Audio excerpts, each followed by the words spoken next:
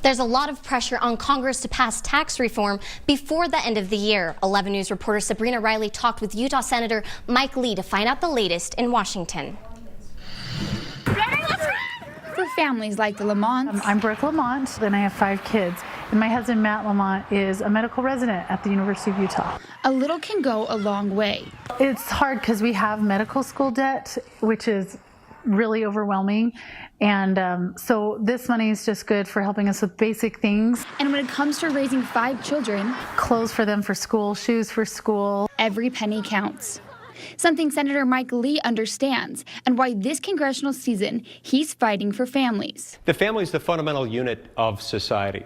Leaders in Washington are hard at work to pass tax reform as the end of the year approaches. The Senate Finance Committee this week is reviewing the Senate bill and doing what's called a markup, which is where individual members of the committee are able to submit proposed changes to the plan. Senator Lee, alongside Florida Senator Marco Rubio, are proposing a plan to fix a so-called glitch in the tax system. There's a lesser-known, more subtle feature in the tax code that we refer to as the parent tax penalty.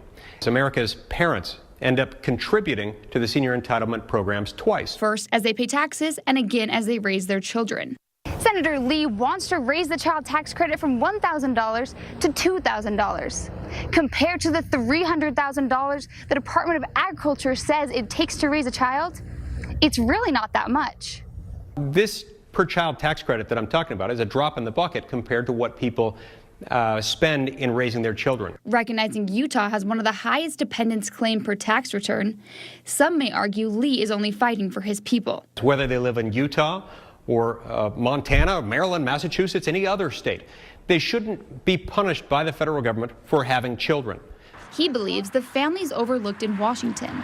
America's moms and dads don't have an army of lobbyists, much like America's corporations do. While change is not always easy, Lee is hopeful that compromise is on the horizon. We've got to make sure that we're doing something, and something significant, for hardworking middle-class families throughout America.